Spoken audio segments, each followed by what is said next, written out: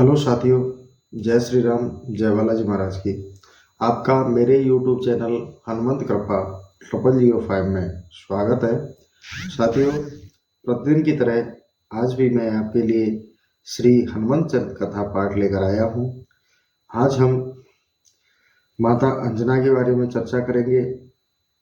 इसके उपरांत श्री हनुमान जी की उत्पत्ति के बारे में बताएंगे और हनुमान जी का अवतरण कैसे हुआ इस बारे में चर्चा करेंगे। तो साथियों, पहले हम बालाजी महाराज का आह्वान कर लेते हैं, फिर आप पाठ सुनिएगा।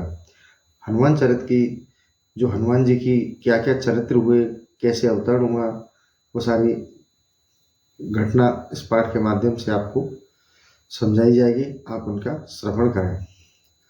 तो अब पाठ प्रारंभ करते हैं। श्री गुरु चरण सरोज रज, निज मन मुकरि सुधारे। बरनहु रघुबरु बिमल जसु, जो दायक फल चारे। बुद्धिहीन तनु जानिके, सुमिरो पवन कुमार। बल बुद्धि विद्या देहु मोहि, हरहु कलेश विकार। सियावर राम जय जय राम, मेरे प्रभु राम जय जय राम। बोलो सियावर रामचंद्र की जय। अब हम अपना पाठ प्रारंभ करते हैं और फिर हम आपको हनुमान जी की उत्पत्ति अवतरण के उसमें ले चलेंगे। पहले सामान्य चर्चा के रूप में मैं आपको पहले हनुमान जी की माता अंजना के बारे में थोड़ा सा अवगत करा देता हूँ। आप ध्यान से श्रवण कीजिए, श्री चरणों का ध्यान करिए। स्वर्ग आदि सचिपति इंद्र की रूप गुण संपन्न अप्सराओं में पुंजिक स्थला नाम की एक प्रख्यात अप्सरा थी।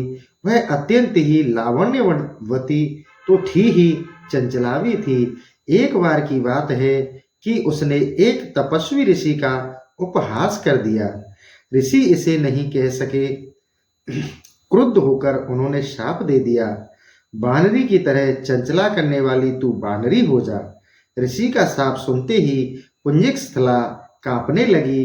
वह तुरंत ऋषि के चरणों पर गिर पड़ी और हाथ जोड़कर उनसे दया की भीख मांगने लगी। सहज कृपालु ऋषि द्रवित हो गए और बोले, मेरा वचन मिथ्या नहीं हो सकता।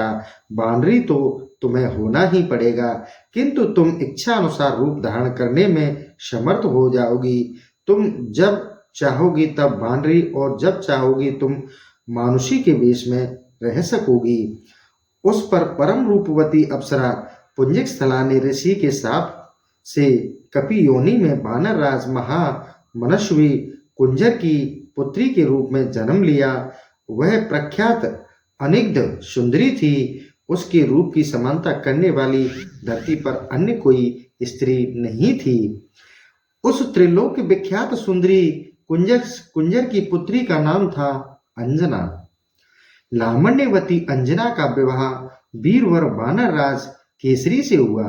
कपिराज केसरी कांचनगिरी सुमेरु पर रहते थे। समस्त सुविधाओं से संपन्न इसी सुंदर पर्वत पर अंजना अपने पतिदेव के साथ सुखपूर्वक रहने लगी। वीरवर केसरी अपनी सुंदरी पत्नी अंजना को अत्यधिक प्यार करते थे और अंजना सदा अपने प्राणार आराध्य पति देव में ही अनुरक्त रहती थी। इस प्रकार सुखपूर्वक बहुत दिन बीत गए, पर उनके कोई संतान नहीं हुई।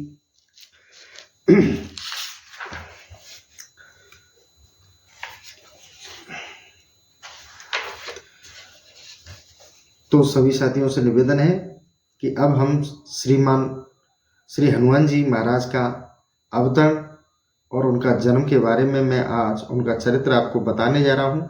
आप उसको ध्यान से श्रवण करें। चैत्र शुक्ला मंगलवार की पवित्र वेला थी। भगवान शिव अपने परम आराध्य श्री राम की मुनि मनमोहनी अवतार लीला के दर्शन एवं उसमें सहायता प्रदान करने के लिए अपने अंश 11वें रुद्र में इस शुभ तिथि और शुभ मुहूर्त में माता अंजनी के गर्भ से पवन पुत्र महावीर हनुमान के रूप में धरती पर अवतरित हुए। कल्पभेद से कुछ लोग इनका प्राकट्य काल चैत्र शुक्ल एकदशी के दिन माघ नक्षत्र में मानते हैं। कुछ कार्तिक कृष्ण चतुर्थी को, कुछ कार्तिक की पूर्णिमा को पवन पुत्र का जन्म मानते हैं। कोई मंगलवार का तो कोई शनिवार को उनका जन्मदिन स्वीकार करते हैं। भावुक भक्तों के लिए अपने आराध्य की सभी पुण्यमयी तिथियां श्रेष्ठ हैं। भगवान शिव के 11वें रुद्र अवतार मारतातुज केसरी किशोर अंजना नंदन के धरती पर चरण रखने के समय प्रकृति पूर्णतः रम्य हो गई थी। दिशाएं प्रसन्न थी। सूर्य देव की किरणें सुखद शीतल थी। सरता में स्वच्छ सलिल बहने लगा था। पर्वत उत्सुक नेत्रों से अंजना के आगमन की प्रतीक्षा कर रहे थे। प्रपात प्रसन्नता से उछलते हुए गतिशील थे। वनों, उपवनों, बागों में, वाटिकाओं में विविध रंगों के मनोहर पुष्प खिल उठे थे। उन पर ब्रह्मा वाली गुंजार कर रही थी। मदमत्त वायु मंथर गति से डोल रहा था।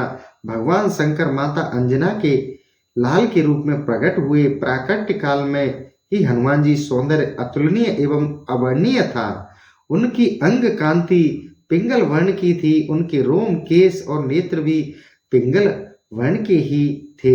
हनुमान जी विद्वच्छटा तुल्य स्वर्ण निर्मित मनोहर कुंडल धारण किए हुए ही माता अंजना के कुची से अवतरित हुए। उनके मस्तक पर मणि जड़ित टोपी शोभा दे रही थी और वे कोपिन एवं कछनी काछे हुए थे। उनके प्रस्थ वक्ष पर यज्ञोपवीत शोभा दे रहा था एवं हाथ में वज्र, कटि प्रदेश में मूंज की मेखला सुशोभित थी। अपने पुत्र का अलौकिक रूप सौंदर्य देखते ही माता अंजना आनंद विभोर हो गई। भाग्यवती धरित्री पर हनुमान जी के चरण रखते ही माता अंजना और कपिराज केसरी आनंद की सीमा ही नहीं थी। चतुर्दिक हर्षो उल्लास की लहरें दौड़ पड़ी। देवगण, ऋषिगण, कपिगण, पर्वत, प्रपात, सरता, समुद्र, पशु, पक्षी, जड़ चेतन ही नहीं, स्वयं माता वसुंधरा पुलकित हो उठी। सर्वत्र हर्ष एवं उल्लास प्रसारित था। चतुर्दिक आनंद का साम्राज्य व्याप्त हो गया। माता अंजना व्याप्त हो गया था। दर्शकों, अब हम हनुमान जी के जन्म से संबंधित आपको चरित्र बता दिया, हनुमान जी का अवतरण बता चुके हैं। अब हम आपको हनुमान चरित में हनुमान जी का बाल्यकाल के बारे में अब आपको बताने जा रहा हूं, आप श्रवण करें। माता अंजना अपने प्राण प्रिय पुत्र हनुमान जी का लालन पालन बड़े ही मनोवेग पूर्वक करती। कपिराज केसरी भी उन्हें अतिशय प्यार करते थे। जब हनुमान जी प्रसन्नता पूर्वक किलकते तो अंजना और केसरी आनंद मग्न हो जाते। हनुमान की बाल क्रीड़ाएं अत्यंत आकर्षक और सुखद तो थी ही, अद्भुत भी होती थीं। एक बार की बात है, कपिराज केसरी कहीं बाहर गए थे। माता अंजना भी बालकों को पालने में लिटाकर वन में फल फूल लेने चली गईं। बालक हनुमान जी को भूख लगी। माता की अनुपस्थिति में हाथ पैर उछाल उछाल कर क्रंदन करने लगे। सहसा उनकी दृष्टि प्राची के क्षितिज पर गई। अरुणोदय हो रहा था। उन्होंने सूर्य के अरुण बिंब को लाल फल समझा। तेज और पराक्रम के लिए अवस्था अपेक्षित नहीं, यहाँ तो हनुमान जी रूप में अंजना के अंग में प्रत्यक्ष प्रलयंकर शंकर 11वें रुद्र कीड़ा कर रहे थे। वायुदेव ने पहले ही उन्हें उड़ने की शक्ति प्रदान कर दी थी। हनुमान जी उछले और वायु वेग से आकाश में उड़ने लगे। पवन पुत्र तीव्र गति से उड़ते चले जा रहे थे। उन्हें इस प्रकार वेगपूर्ण उड़ते देखकर देव, दानव और यक्ष आदि विस्मित होकर कहने लगे, इस वायु पुत्र के वेग के तुल्य वेग तो स्वयं वायु, गरुड़ और मन में भी नहीं है। इसी आयु में शिशु का ऐसा वेग और पराक्रम है तो यौवन काल में इसकी शक्ति कैसी होगी। वायुदेव ने अपने पुत्र को सूर्य की ओर जाते देखा तो उनके मन में चिंता हुई, मेरा यह बच्चा कहीं सूर्य की प्रखर किरणों में झुलस न जाए। इस कारण वे बर्फ के समान शीतल होकर उसके साथ चलने लगे। सूर्यदेव ने भी अलौकिक बालक को अपने ओर आते देखा तो उन्हें समझते देर न लगी कि ये पवन पुत्र अपने पिता के वेग से मेरी ओर आ रहे हैं और स्वयं पवन देव भी उनकी रक्षा करने के लिए साथ ही उड़ रहे हैं। सूर्यदेव ने अपना सौभाग्य समझा, आहा, स्वयं भगवान चंद्रमौली ही हनुमान जी के रूप में मुझे कृतार्थ करने के लिए पधार रहे हैं। अंशुमाली की अग्रमय किरणें शीतल हो गईं। हनुमान जी सूर्य के रथ पर पहुंचकर उनके साथ क्रीड़ा करने लगे। संयोग की बात, उस दिन अमावस्या तिथि थी। सिंह का पुत्र राहु सूर्यदेव को ग्रसने के लिए आया तो भुवन भास्कर के रथ पर बैठे हुए उस बालक को देखा। राहु बालक की चिंता न कर दिनमणि को ग्रसने के लिए आगे ही बढ़ा था कि हनुमान जी ने उसे पकड़ लिया। उनकी वज्र मुष्टिका से दबाकर राहु छटपटाने लगा। वह किसी प्रकार प्राण बचाकर भागा। वह सीधा सुरपति इंद्र के समीप पहुंचा और अपने भौहें टेढ़ी कर क्रोध के साथ कहा, सुरेश्वर, मेरी क्षुधा का निवारण करने के लिए आपने मुझे सूर्य और चंद्र को साधने के रूप में प्रदान किया था, किंतु अब आपने यह अधिकार दूसरों को किस कारण दे दिया? क्रुद्ध सिंह का पुत्र राहु की चकित करने वाली वाणी सुनकर सुरेंद्र उसका मुख देखने लगे। उसने आगे कहा, आज पर्व के समय मैं सूर्य को ग्रसने के लिए उनके समीप गया ही था कि वहां पहले से ही उपस्थित दूसरे राहु ने मुझे कसकर पकड़ लिया। मैं किसी प्रकार अपनी जान बचाकर यहाँ आया हूँ। नेत्रों में आंसू भरे क्रुद्ध राहु की वाणी सुनकर वासव चिंतित हो उठे।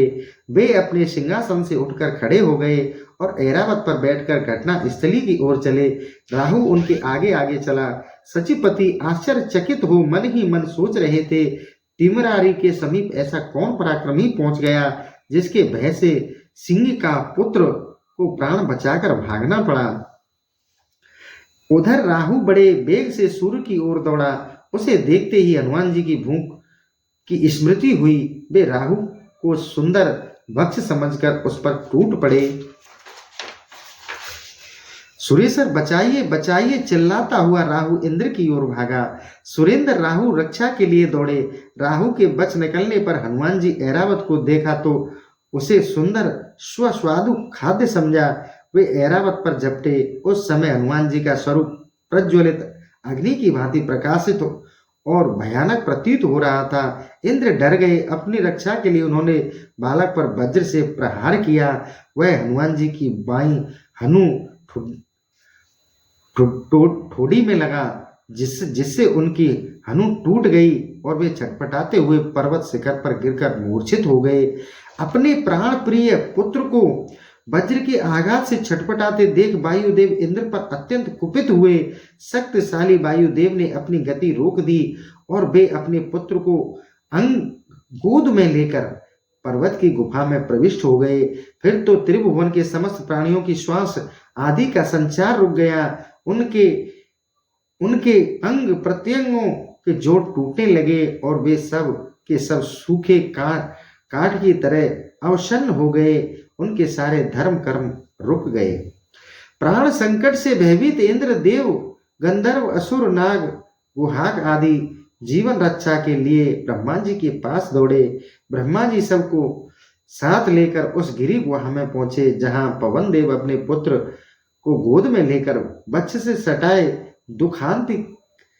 दुखांतिक रेख से आंसू बहा रहे थे। मूर्छित हनुमान जी की सूर्य, अग्नि और स्वर्ण के समान अंग कांति देकर चतुर्मुख चकित हो गए। अपने सम्मुख सृष्टा को देखते ही पवन देव पुत्र को गोद में लेकर खड़े हो गए। उस पर हनुमान जी के कानों में अलौकिक कुंडल हिल रहे थे। उनके मस्तक पर मुकुट, गले में हार, दिव्य अंगों पर स्वर्ण के आभूषण सुशोभित थे। पवन देवता विधाता के चरणों में गिर पड़े।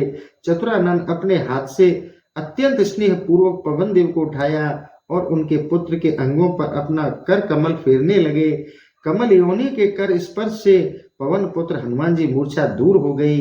वे उठकर बैठ गए। अपने पुत्र को जीवित देखते ही जगत के प्राण स्वरूप पवन देव ने पूर्वतः बहने लगे और त्रिलोक के जीवन दान मिला। ब्रह्मा ने संतुष्ट होकर हनुमान जी को वर प्रदान करते हुए कहा, इस बालक को ब्रह्म शाप नहीं लगेगा और इसका कोई अंग कभी भी शस्त्र से नहीं छिद सकेगा।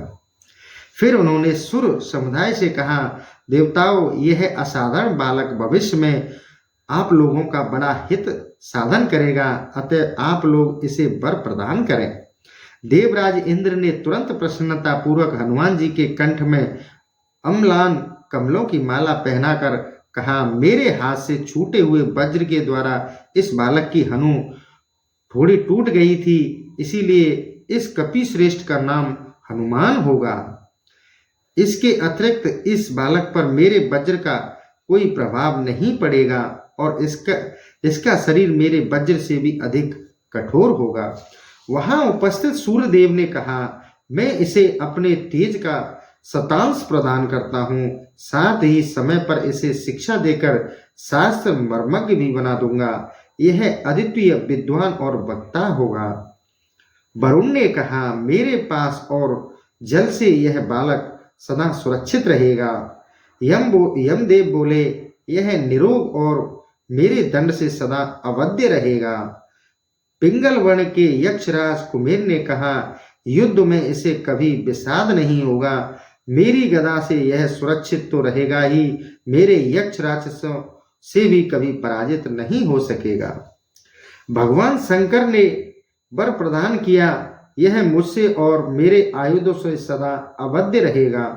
विश्वकर्मा बोले, यह बालक मेरे द्वारा निर्मित समस्त दिव्य अस्त्रों शस्त्रों से सदा सुरक्षित रहकर चिरायु होगा। इस प्रकार देवता अमोघ वरदान दे लेने पर कमल योनि ब्रह्मा ने अत्यंत प्रसन्न होकर पुनः कहा, यह दीर्घायु महात्मा तथा सब प्रकार से ब्रह्म दंडों से अवध्य होगा। फिर प्रसन्न चतुरानन ने पवन देव से कहा, मारुत तुम्हारा यह पुत्र शत्रुओं के लिए भयंकर, मित्रों के लिए अभय देने वाला होगा। इसे युद्ध में कोई पराजित नहीं कर सकेगा। यह इच्छा अनुसार रूप धारण कर जहां चाहेगा जा सकेगा। इसकी अव्याहत गति होगी। यह अत्यंत यशस्वी होगा और अत्यंत अद्भुत रोमांचकारी कार्य करेगा। इस प्रकार वर प्रदान कर ब्रह्मादि देवगण तथा असुरादि अपने अपने स्थान के लिए प्रस्थान कर गए। अब साथियों नेक्स्ट चरित्र पर चलते हैं। यहाँ हनुमान जी को ऋषियों का श्राप किस प्रकार से लगा था, उस श्राप के बारे में हम अब दूसरे अंक में चर्चा करेंगे। आप ध्यान से सुनिए। बालक हनुमान बड़े ही चंचल और नटखट थे। एक तो प्रलयंकर शंकर के अवतार, दूसरे कपि शावक उस पर देवताओं द्वारा प्रदत्त अमोघ वरदान। इनकी चपलता से माता पिता प्रसन्न होते। मृगराज की पूंछ पकड़कर उसे चारों ओर घुमाना और हाथी को पकड़कर उसकी शक्ति का अनुमान लगाना तो प्राय इनकी नित्य क्रीड़ा के अंतर्गत था। कभी ये विशाल वृक्षों की मूल सहित हिला देते। पर्वत का शिखर ऐसा नहीं था जहां ये छलांग मारकर न पहुंच जाए। संपूर्ण अगम्य वन एवं पर्वत इनके देखे वाले थे। वन के प्राणी प्राय इनसे घबराते, किंतु अंदर से इन्हें प्यार भी करते थे। ये समस्त प्राणियों के मित्र और रक्षक थे। कोई सबल किसी दुर्बल को कष्ट दे, यह हनुमान जी को साध्य नहीं था। ये एक वृक्ष की चोटी से दूसरे वृक्ष की चोटी पर कूदते हुए योजनों दूर निकल जाते थे। इनके भार से यदि किसी वृक्ष की डाल के टूटने की आशंका होती तो ये हल्के हो जाते। वरदान जनित शक्ति से संपन्न हनुमान जी तपस्वी ऋषियों के आश्रमों में चले जाते और वहां कुछ न कुछ ऐसी चपलता कर बैठते जिससे ऋषियों को कलेश पहुंचता। एक ऋषि का आसन दूसरे ऋषि के समीप रख देते, किसी का मृग चर्म ओढ़कर पेड़ों पर कूदते या उसे किसी वृक्ष पर टांग देते, किसी के कमंडलों का जल उलट देते तो किसी का कमंडल पटक कर फोड़ देते या उसमें जल बहा देते। हनुमान जी जप करते, मुनियों के गोद में बैठ जाते। अहिंसा परायण मुनि ध्यानस्थ होकर जप करते रहते, किंतु ये वानर शिरोमणि मुनि की दाढ़ी नोचकर भाग जाते। किसी की कोपीन तो किसी के पाठ की पोथी अपने दांतों और हाथों से फाड़कर फेंक देते। ये महाबली पवन कुमार महात्माओं के यज्ञोपयोगी पात्र भी नष्ट कर देते, सुस्त्रुवा आदि को तोड़ देते तथा कठिनाइयों से प्राप्त ढेर के ढेर वलकलों को भी चीर फाड़ कर फेंक देते। ब्रह्मादि देवताओं द्वारा दिए गए वरदान से परिचित होने के कारण ऋषिगण अवश्य थे चुप रह जाते, पर उन्हें बड़ा कलेश पहुंचता। धीरे धीरे हनुमान जी आयु विद्या अध्ययन के योग्य हो गई, पर इनकी चंचलता बनी ही रही। माता पिता बड़े चिंतित थे। उन्होंने अपने प्राण प्रिय लाल को अनेक प्रकार से समझाया, कई प्रकार से यत्न किए, किंतु हनुमान जी की चपलता में कमी नहीं आई। अंततः अंजना और वानर राज केसरी ऋषियों के समीप पहुंचे। ऋषियों ने भी अपनी कष्ट गाथा उन्हें कह सुनाई। उन्होंने ऋषियों से विनम्रता पूर्वक निवेदन किया, तपोधनो, हमें यह बालक बहुत दिनों के बाद कठोर तप के प्रभाव से प्राप्त हुआ है। आप लोग इस पर अनुग्रह करें, ऐसी कृपा करें जिससे यह विद्या प्राप्त कर ले। आप लोगों की करुणा से ही इसका स्वभाव परिवर्तन संभव है। आप हम दीनों पर दया करें। ऋषियों ने सोचा, इसे अपनी अमित शक्ति एवं पराक्रम का अभिमान है। यदि यह अपना बल भूल जाए तो इसका यथार्थ हित हो सकता है। कुछ वयोवृद्ध समर्थ ऋषि यह भी जानते थे कि यह बालक देवताओं का हित साधन करने वाला है। यह भगवान श्री राम का अनन्य भक्त होगा और अनुगत भक्त के लिए बल का अहंकार उचित नहीं, दीन भाव से ही प्रभु का स्मरण कर सकेगा। इस कारण भृगु एवं अंगीकारा वंश में उत्पन्न हुए ऋषियों ने हनुमान जी को शाप दे दिया कि वानर वीर, तुम जिस बल का आश्रय लेकर हमें सता रहे हो, उसे हमारे शाप से मोहित होकर दीर्घ काल तक भूले रहोगे। तुम्हें अपने बल का पता ही नहीं चलेगा। जब कोई तुम्हें तुम्हारी कीर्ति का स्मरण दिलाएगा, तभी तुम्हारा बल बढ़ेगा। तपस्वी मुनियों के इस प्रकार शाप देने से पवन कुमार का तेज और ओज कम हो गया और ये अत्यंत सौम्य स्वभाव के हो गए। अब ये अन्य कपि किशोरों की तरह आश्रमों में शांत भाव से विचरण करते। इनके मृदुल व्यवहार से ऋषि मुनि भी प्रसन्न रहने लगे।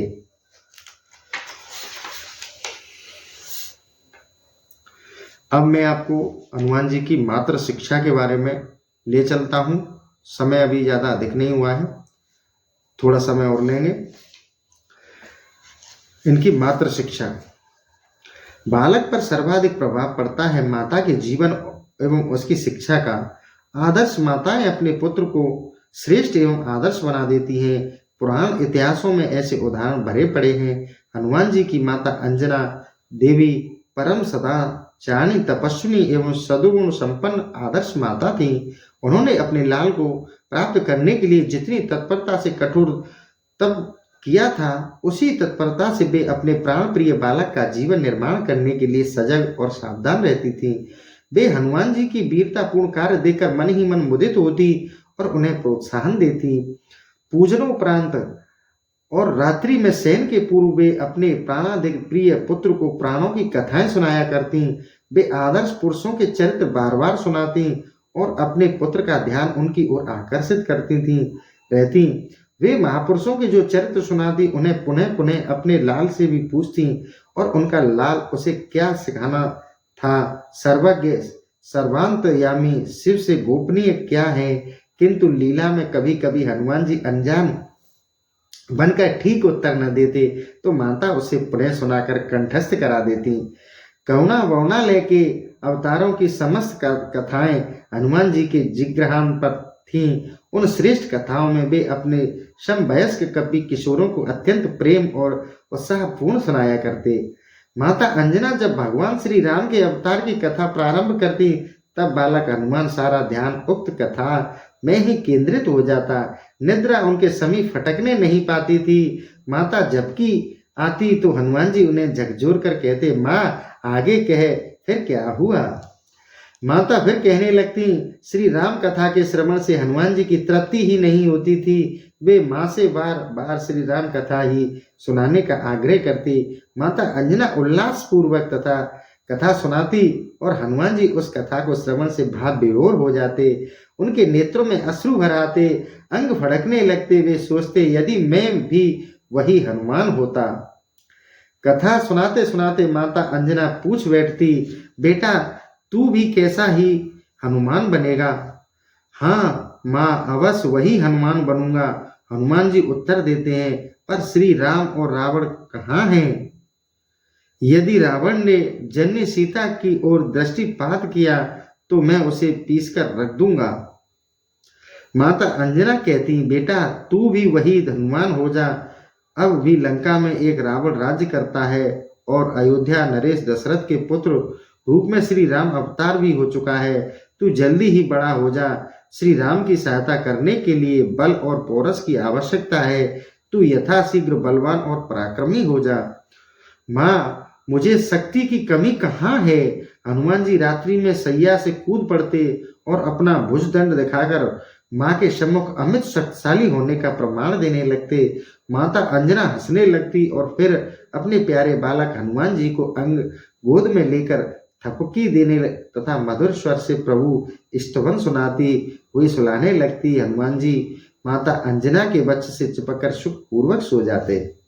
सहज अनुराग से हनुमान जी बार बार कथा श्रवण करते। बार बार श्री राम कथा श्रवण करने से वे बार बार भगवान श्री राम का स्मरण और चिंतन करते। फलतः उनका श्री राम स्मरण उत्तरोत्तर गाढ़ होता गया। धीरे धीरे उनका अधिकांश समय श्री राम के ध्यान और स्मरण में ही व्यतीत होने लगा। वे कभी अरण्य में, कभी पर्वत की गुफा में, कभी सरता के तट पर और कभी सघन कुंज में ध्यानस्थ बैठ जाते। उनके नेत्रों से प्रेमाश्रु प्रवाहित होता रहता। इस प्रकार ध्यान की तमन्नता के कारण क्षुधा और तृष्णा भी ज्ञान नहीं रहता। माता अंजना मध्या और संध्या काल अपने हृदय खंड हनुमान जी को ढूंढने निकलती। वे जानती थी मेरा पुत्र कहाँ होगा। वे वन पर्वत सरता निर्जर और अरण्य में घूम घूम कर हनुमान जी को ढूंढ कर लाती। तब कहीं माता के आग्रह से उनके मुंह से ग्रास पहुंचता और यह क्रम प्रतिदिन चलने लगा। हनुमान जी अपने आराध्य के प्रेम के इतने तल्लीन रहने लगे कि उन्हें अपने शरीर की सुध भी कम रहती। उनके मुंह से राम राम, केवल राम राम का ही जाप होता रहता था। तो साथियों, ये मैंने आज आपको श्री हनुमान जी का चरित्र सुनाया। कल फिर हम आपको नए चैप्टर के साथ, नए टॉपिक के साथ श्री हनुमंत चरित कथा के पाठ को श्रवण कराएंगे। आप उसे ध्यान से सुना करें और हनुमान जी की साधना से, हनुमान जी के श्री चरणों से आप जुड़े रहें, हनुमान जी की कृपा प्राप्त होती रहे। इसी के साथ मैं ये अपना टॉपिक समाप्त करता हूँ। पर साथियों, कमेंट में जय श्री राम, जय बालाजी महाराज अवश्य लिखा करें। और आपको मेरा वीडियो कैसा लगता है, भाषा कैसी है, अगर आपकी समझ में आती है, नहीं आती है, क्या सुधार करने योग्य है, किस तरह सुधारा जा सकता है पाठ को, आप अपने कमेंट में अपने विचार अवश्य दिया करें। इसी के साथ जय श्री राम, जय बालाजी महाराज की।